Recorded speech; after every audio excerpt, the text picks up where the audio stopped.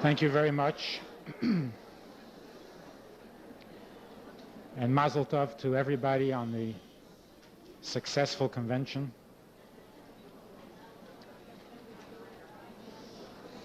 Just to start with a little trivia. It'll get better.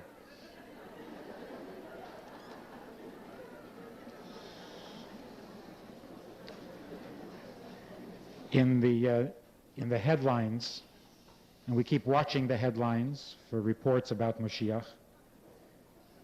In the headlines recently, there was a minor miracle, or maybe a major miracle. The Secretary of State of the United States was in Israel, pressuring Israel to make concessions. When all of a sudden he was called away, he had to leave on a family emergency.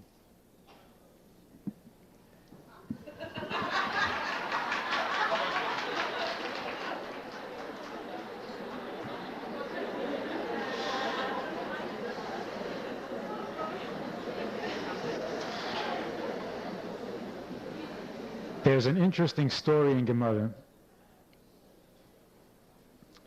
that says that Goliaths,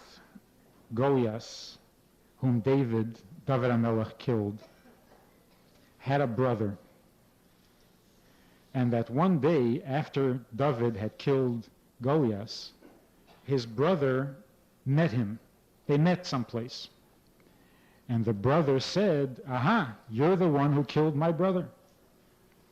And it seems that size and strength ran in the family. So the brother was also a gesunter Chaverman, and he took David HaMelech.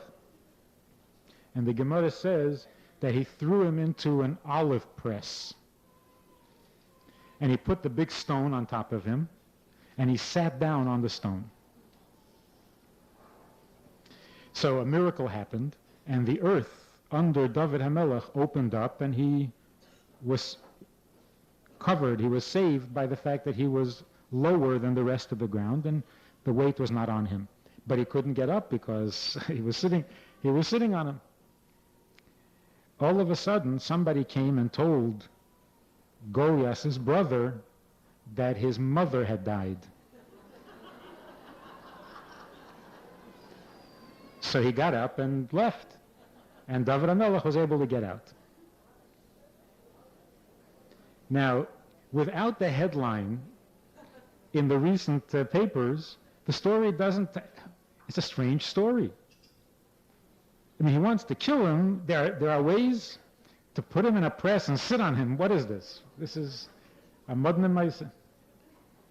But now that we have the headline in the papers, now we understand the story. He was pressing him for concessions.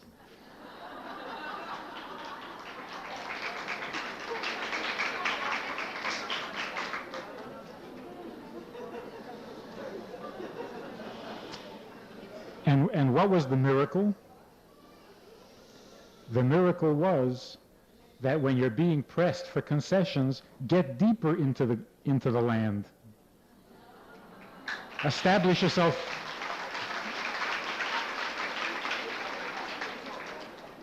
Patriotic spirit here is very.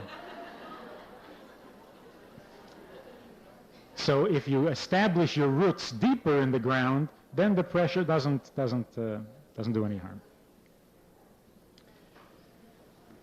The theme of the convention, based on the pasuk, Zeh Hashem kivinu loi nagila v'nismucha b'yeshuasei, we're basically dealing with trust and joy. If we wanted to analyze the pasuk, we might say that there are two parts or two stages in this verse. Zeh Hashem kivinu loi.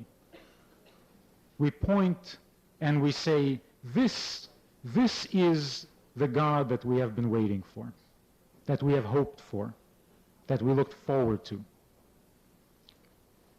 Or as we say in the davening, Ki lishuoscha kivinu kol hayom, because we look forward and we hope for your help all day, constantly. And then there's the second part of the pasuk, which is Nagila v'nismacha b'yeshuasei. We rejoice and we are happy with his salvation. The two parts of the pasuk deal with the part that we do, which is the first half of the pasuk, and then the part that he does, which is the second half. This kivinulai, this looking forward, this longing, this waiting and expecting, this is what we have to do. This is our job. And as the Rebbe points out, the waiting and the expecting is what makes it happen. So we contribute towards the coming of the Yeshua by looking forward, by saying Ad Mosai. Then there's the second half, Nagila v'nismecha b'Yeshua Osoi. We will rejoice with his salvation. That's the part that he does. The Rebbe spoke yesterday about the klal and the prat. That in all things, in every part of life, there is the initial principle and then the details. The principle itself is indivisible. It includes everything, but has no parts. It is essential. It's absolutely necessary for life itself, or for Yiddishkeit itself. And then there are the details that come, that follow. For example, when we get up in the morning, there's Meida Ani. The Meida Ani doesn't have any details. It's basically a reaction to the fact that he is my creator. Later, we go through a series of specific blessings. We thank God for our health, and we thank God for our strength, and we thank God for our clothing, and for the world that he created for us, and so on and so forth. In a home, the Rebbe said, in a dira, referring to the dira b'tachteinim, to the home that we are supposed to create for God out of this world, there's also these two parts. There's the fact that a person without a home is not a person. It's not a life. But then, there's this kind of a home and there's that kind of a home. The house has to have details. It has to have walls and a floor and a ceiling. Even in our life, our very blood, there are two parts. There's the lifeblood, without which we do not live, and then there's the blood that gives life to the various parts of the body, the details. But that's obvious. I mean, that's simple. Everything starts with a geometric point, and then from there you get further development and other dimensions, and you get details, and the structure takes shape. The chiddush is, the challenge is, that we connect that which is the indivisible, essential nekuda with the details. When they go their separate ways, we have trouble, we have problems. Just an example.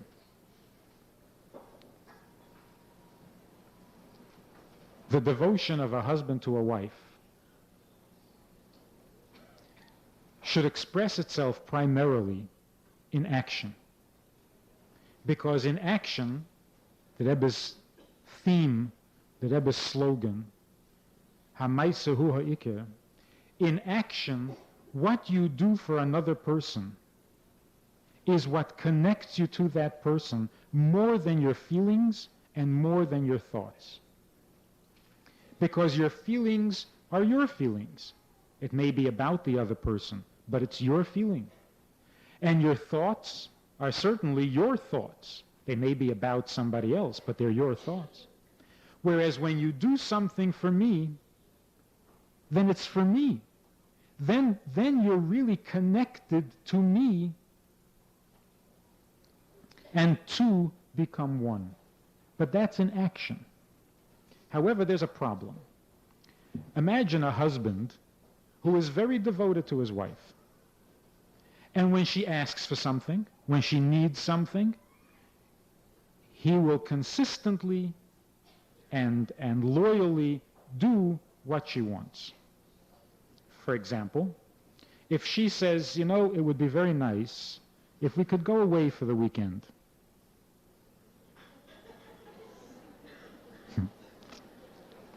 Okay, it's not a relevant mashal, but it's a mashal.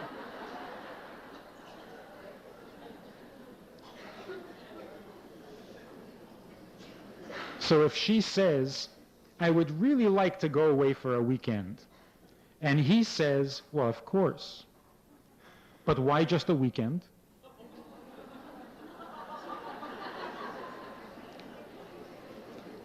He says, let's go for the whole week. Now, he thinks he's being a very good husband, because not only is he giving her the weekend, he's offering the whole week. On another occasion, she says, it would be nice to fix something in the house. He says, oh, of course, whatever you say. In fact, why just fix this something? Let's remodel the whole house.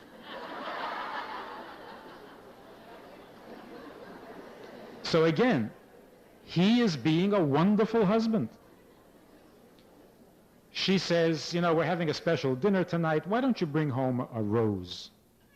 He says, why one rose? A dozen roses. Sounds like a really model husband, right? But it wouldn't be surprising if the wife is miserable, because he thinks he's doing everything she wants. In fact, he never does what she wants. It's always his way. He has an even better idea, which unfortunately ends up meaning that he doesn't hear her. He's ignoring her. He is taking the klal. The klal is that marriage means devotion, that you are attentive to the other person's need. So when she says she needs a vacation, the answer is yes. That's very good. The klal, the nakuda, is a very strong one. In essence, he is a good husband. But then what he does with the details ruins the whole thing. Because when it comes to the details, he stops being loyal. He becomes disloyal.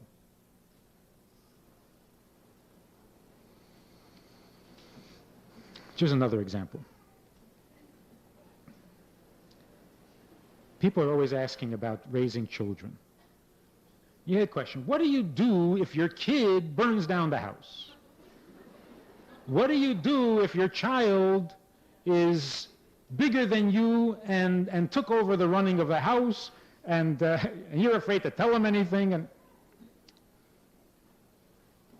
So you read various books on child raising with advice, with gimmicks. This person says it works to make believe that you're really doing it. In the meantime, you get him to do what you want to do and he doesn't realize it.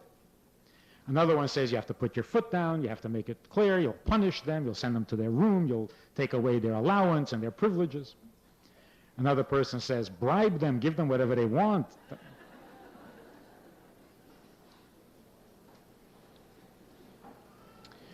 What is the nakuda and what are the details?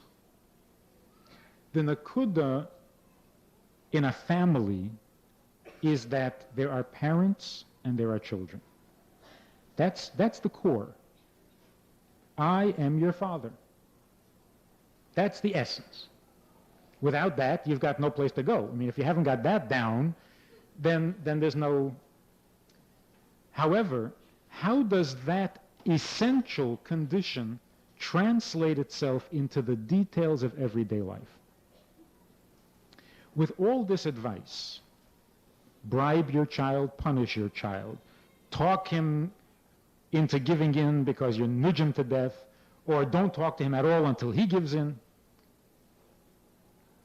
How does that reflect how does that establish the fact that you are the parent and the child is a child? When it comes to such a confusion, where the child is acting like you are not the parent, or the child is acting like he is the parent, and you find yourself justifying yourself, defending yourself to your child, then before you get to the details of should you bribe him or should you punish him, first stop and reestablish the nukuda, the essence, the core. Wait a minute. I am the mother. First in your own mind, and then in the child's mind. If you want to talk to me, if you want to deal with me, if we want to have a family over here, let's start from the beginning. I am the mother, you are the child. When we have that back on track, then we can apply our attention to the details. But without the nakuda, the details will not work. So the parent who finds himself arguing with his children, debating with his children, don't push it. Stop and get back on the right track. Let's be a family again. If we don't want that, then there's no point in anything. Let's start from the beginning. How do we keep the nekuda and the details together? How do we keep them from separating and from becoming disconnected? Because in essence, they are very different. The core, the nekuda, is completely different from the details by their very nature. And so if we don't do something special, they do go their separate ways, and they do get separated and create a disharmony. So the Rebbe said yesterday, there is a higher power, higher than the nakuda and the details, and that's what brings them together. That higher thing, in simple terms, might be the simple notion of simcha. When a person is happy, all limitations are removed. When a person is in a good mood, when a person is joyful, then the fact that these are details and this is the core, that distinction is lost. They become one. As it says in Chassidus, that when a person is very happy, he wants to invite everybody to join in his happiness, including his enemies. Because when you are happy, friend and enemy become the same. Those restrictions are overlooked. They're canceled. So simcha puts us in a place, on a level where we don't have conflicts. The core and the details become the same. There's a harmony, they flow together, and there's no problem.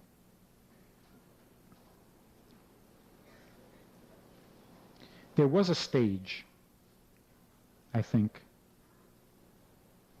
where the emphasis was on Lishuoscha kivinu kol hayom. We look forward, we hope, we want, we need to have the Yeshua. We need to have Moshiach.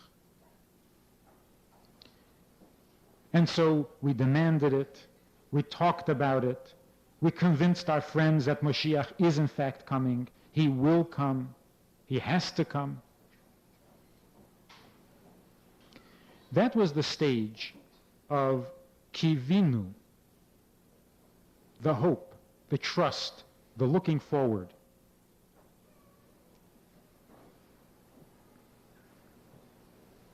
And that's why we can point to it, and we can say, these miracles, this change in the world that is happening, this is what we created and produced through our trusting and looking forward and demanding.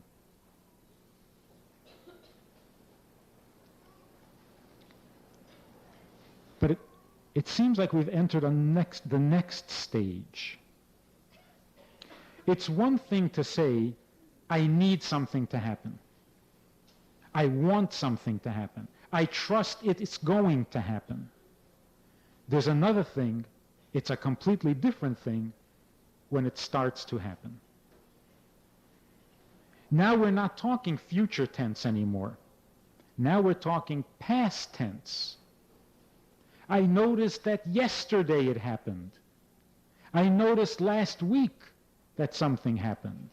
I notice it now, but it was last week that it happened. Looking back, I'm beginning to see that it's there, that it's happening. It's interesting how when the Rebbe speaks about Moshiach, he so often uses the past tense. He says, we're going to sit here, and all of a sudden we're going to realize that Moshiach is here.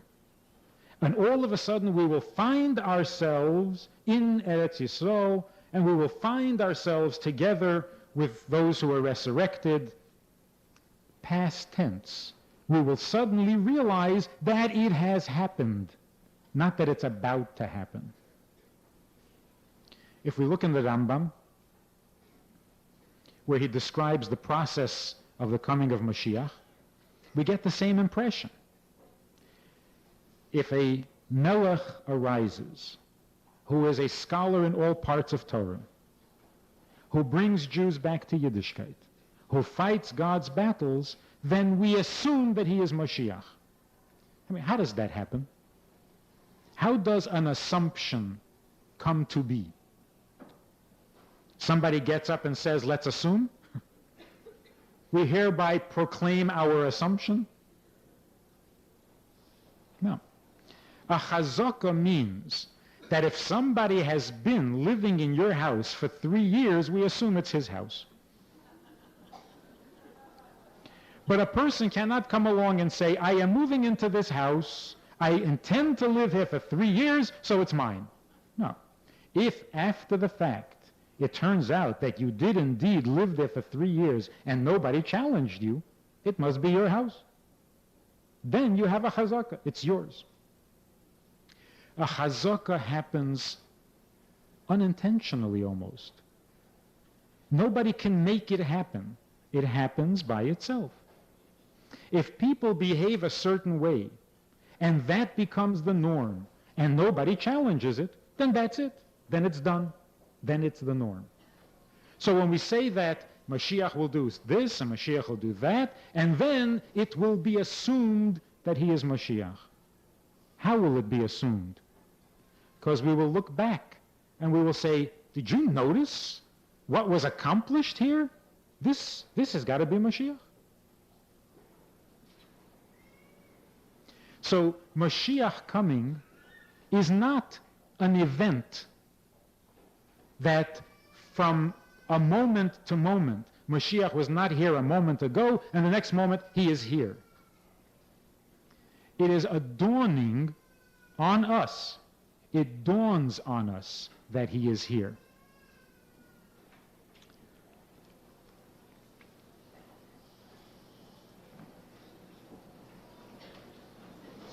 Maybe that's why there is this frustration. We want to do whatever we can do to bring Mashiach. But then again, Mashiach is a grassroots development. It happens because it happens, not because someone proclaims it. So if someone was to say, we are ready for Mashiach, I am ready for Mashiach, what does that mean? That you're ready for something to happen tomorrow? Then you're not ready. If you're ready for Mashiach, it means you're beginning to see that Mashiach has come, not that he is coming. In fact, that's true of all of Yiddishkeit. If you learn a little bit of Hasidus, you find out that from the time God created Adam and Chava and gave them mitzvahs, the process of Mashiach began. Every mitzvah that they did, and particularly once there was Har Sinai, Shavuos, and all the mitzvahs were given to us, Every mitzvah we did produces Moshiach. From the first moment. Which means that Moshiach is in the world, Moshiach is revealed in the world because we did those mitzvahs. Ma'aseinu v'avedosenu. What we do in the time of Golus not only prepares us for Moshiach, that is Moshiach. Moshiach means the time when the world will be holy, when godliness will be obvious. How does godliness become obvious? By our mitzvahs. Every mitzvah we've fulfilled, every mitzvah that was ever performed from Adam and Eve on has brought Mashiach into the world. The coming of Mashiach means we see that he's there.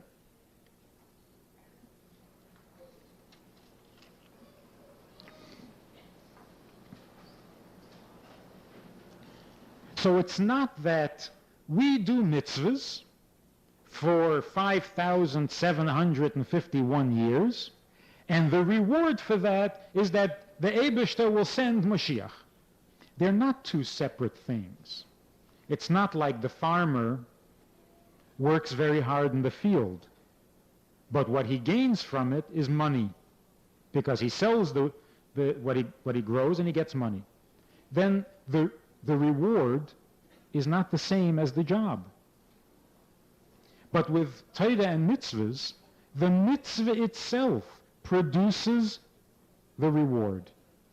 The reward is that godliness becomes obvious. The mitzvah is making godliness obvious. So when Mashiach comes, it will dawn on us that we have brought Mashiach into the world. That we have created a dira b'tachtonim, that we have created a home for God in this world. And if that's true of all of Torah and mitzvahs, it's certainly true of the pinnacle of the coming of Mashiach, that it happens within the world, from the world, and we realize one day that it has happened. So what does it mean to be ready for Mashiach?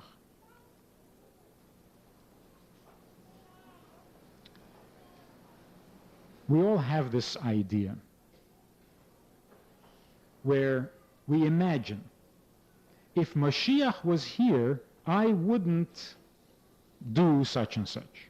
When Mashiach comes, I will start doing such and such. That's the kivinu. We look forward to Mashiach. What do we look forward? We have an image in our mind. When Mashiach comes, I will no longer have this problem. When Mashiach comes, I will start being better. And we look forward to this. If we can come and state openly, I am ready for Mashiach, that means to say, not that I am willing to start doing things when he comes. That doesn't mean you're ready. Everyone will start doing things when he comes. That will be what he does. He will bring that change. What does it mean that we are ready? It means that since Mashiach has to come, since I want him to come, since we are promised that he is coming, so what stands in the way? As the Rebbe said many times, nothing. Nothing. He is telling us so clearly, there is nothing in the way. Maybe this is what he means by lechatchila riba. Not climb over the obstacle. There is no obstacle. You're already on the other side. Because there's nothing left. We don't have to go through any more tests, God forbid.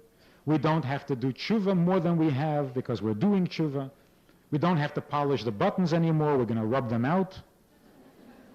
if we keep polishing. So what's left? What's left is merely a matter of time. And the halacha is that if everything is already determined, and the only thing missing is a little amount of time, then it's already done. Time is not an obstacle.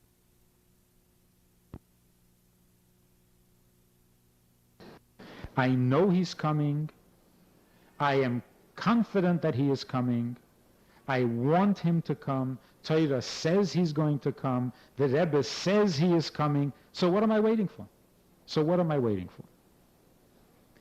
And the Rebbe gave us one example of this. I think it was last Shabbos or 2 Shabbosim ago.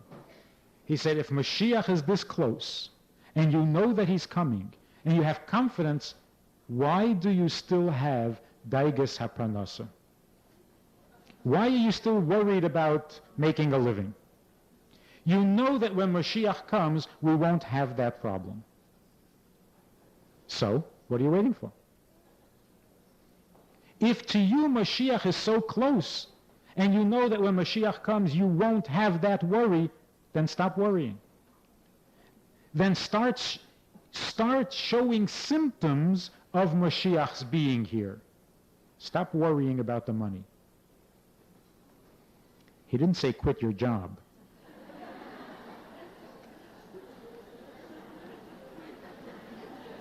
Because we're not sure that that's the first thing that's going to happen when Moshiach comes. But what we know for sure is we will stop agonizing over making a living. We'll go to work because the world is still normal and people go to work. But worried, we won't be worried. Not about that anyway. And that's just an example for all things in life. If you know for sure that when Moshiach comes, you will stop doing this bad habit, so what are you waiting for? If we start acting like Moshiach is already here, if we start being Moshiach-dik, then we know that we're ready.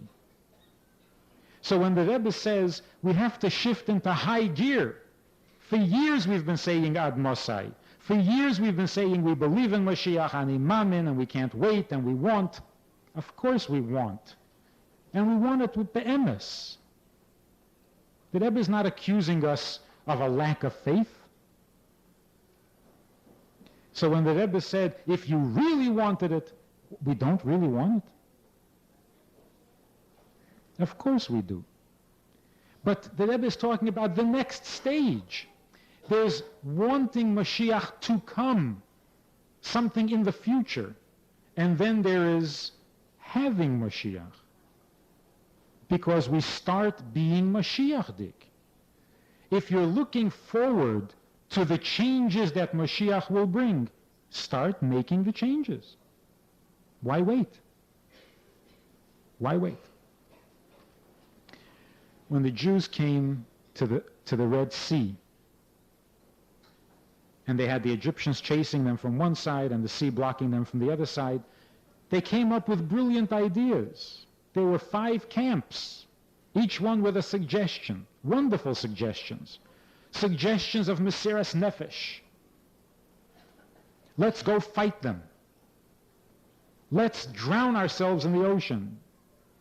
Let's just kill ourselves. Mesiras Nefesh. Some said, let's really daven. We've never really davened. Some said, if God wants us back in Egypt, well, Kabbalah said, let's go back to Egypt. But what was the answer? God says, don't jump into no lakes. Don't go back to no Egypt.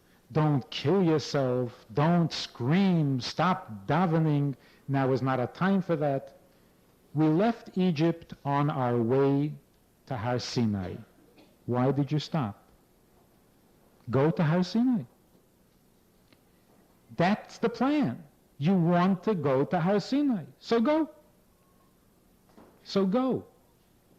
So then we hear that there was a Nachshon ben Aminadav, and he was the brave one, and he was the pioneer, and he jumped into the water. He didn't jump into water. That was one of the things we weren't supposed to do. He didn't jump into water. He went to Har Sinai. He went. Of course, he did get wet, but that was not his intention. His greatness was not that he was willing to jump into water. He didn't notice the water. He was looking at Har Sinai at the other side of the water. He was going to Har Sinai. And because he was going to Har Sinai, everyone got to Har Sinai. Water or no water. Jumping into oceans is not a Jewish thing. And for someone to say, we should learn from Nachshon, we all have to jump into rivers. That's not, if we're going towards Moshiach, we don't get distracted with other projects. Not even the project of Mesiras Nefesh, of jumping into lakes. If you're going towards Moshiach, go. Go. What are you stopping? If you stop, it messes it up. Go. Don't stop. And going towards Moshiach means the Eibishter says that Moshiach is coming. The Rebbe says that Moshiach is here. And we say, but we don't see. That's an old story. That's the whole idea of Golus, is that there is godliness in the world and we don't see. The whole idea of Moshiach is we're starting to see. We're starting to see. So we look at the miracles and we say, aha, this is not just regular miracles, Moshiach miracles. We see the world getting better. What the Rebbe spoke about a half a year ago, maybe less, that nobody noticed, but the whole world became more tzniusdik. Remember that sikha? The Rebbe said it happened by itself, nobody did anything, but the world became more tzniusdik. The world is becoming more just. The world is becoming more moral. So we could say, oh, that's very nice. Morality is a very nice thing. So the Rebbe says, no, it's not just morality, it's Moshiachdik. There were miracles in Eretz Yisrael. We are a people accustomed to miracles. The Rebbe says, don't you see? It's not just a miracle, it's a Moshiach miracle. And then when it comes to our Avodah, how we're supposed to behave, the same thing. The Rebbe says, you want to bring Moshiach? Learn Torah, do mitzvahs behidur. And people said, oh, come on, back to that again. That doesn't sound very encouraging. But the Rebbe wasn't saying back to that. The Rebbe was saying, if you're ready for Moshiach, then do what you're going to do best when he comes. What will you do when he comes? You will learn and you will do mitzvahs his way, Moshiachdik. Well, start. Do it. It's time. There's nothing to wait for. Moshiach doesn't come through a proclamation. Moshiach happens. When it happens to you, then Moshiach has come to you. When it happens to 10 of us, then Moshiach has come to a minyan. When it happens to all of us, then Moshiach has come to the whole world. Look to see the development of Moshiach. Look and see.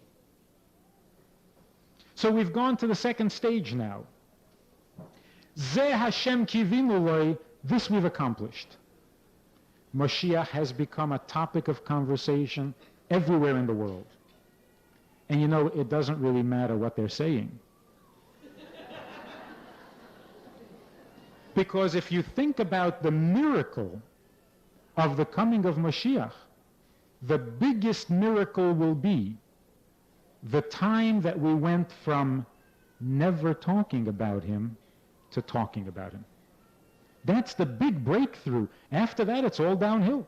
Once you're talking already, so he comes and this one realizes, that one realizes, this changes, that changes. But the big breakthrough is when you go from 0 to 1. 0 is when nobody talked about Mashiach, except the Lubavitcher Rebbe. Now all of a sudden, everybody's talking about Mashiach. And it really doesn't matter what they're saying. Moshiach has become a fact of life. That is an incredible miracle. And those of you who are out on shlichus, and those of you who spend a lot of time talking to people who are not part of the community in Crown Heights, you know that 10 years ago you couldn't talk about Moshiach. It wasn't something to discuss. Nobody knew what to say in response. It was just like, if you said Moshiach, they blanked out. You lost them. Today, if you say Moshiach, everybody wants to know, what do you mean? When? Who? How? Whether they agree with you or not, it's a subject. It's something to question. It's something to debate. It's something to talk about. That is an incredible miracle. But if we follow it through and start to think and feel and behave Moshiach-dik, no longer saying we look forward to the coming of Moshiach. It's not a question of when will he come.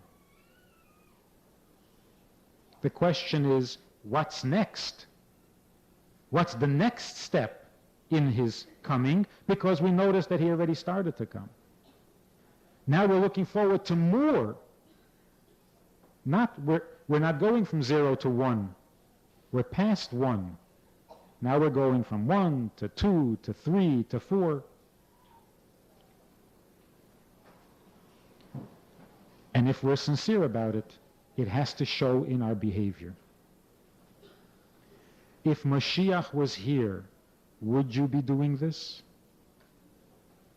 If Moshiach was here, wouldn't you be doing that?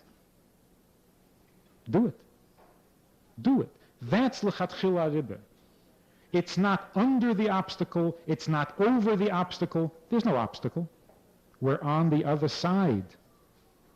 We've passed the obstacle. That's what the Rebbe wants of us. That's the next step. If we wait, and if we say, when will it happen, we're missing something. We're not paying attention. We're not noticing. We're like those people who say, what miracles? We say, oh yes, there were great miracles. But didn't you notice that that was a Mashiach miracle? When we start noticing and we start behaving like Mashiach is here, because he is here, then we go to the next part of the pasuk. Nagila v'nismecha b'yeshuasei. We rejoice. The burdens are off. The daigas are gone. We have no question, not only that he is coming, we have no question that the salvation is coming. All the benefits of Mashiach are at hand. And so there's only one way to react. Nagila v'nismecha b'yeshuasei. We did what we have to do. We hoped, we yearned, we waited, we demanded. The kivinu we fulfilled. Now we have to respond to the Yeshu Osoi. It's here. We have to rejoice in it. You know, it's two ways the pasuk could have said it. You could say, in English, you could say, his salvation makes me happy. Or you can say, I am happy in his salvation. Which one do you put first? The happy or the salvation? So the pasuk could have said, Nagila v'nismecha b'yeshuasei, or it could say, b'yeshuasei nagila v'nismecha. The trick is, you start with nagila v'nismecha. You start with the simcha.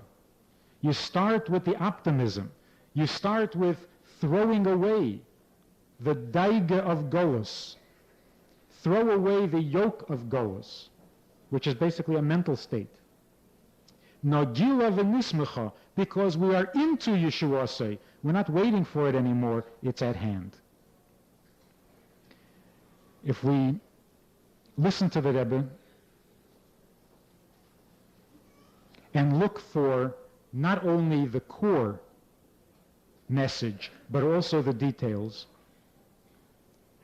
we will find that we can all come away from the convention not only with an inspiring time,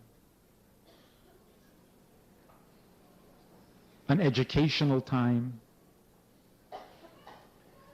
a collective joy, a sharing of experience, but we can also come away with a yechidus, with a personal, private instruction from the Rebbe to the individual. Because if the Rebbe spoke yesterday that you have to connect the detail with the klal, then when he speaks to us as a klal, he doesn't forget to put in the details.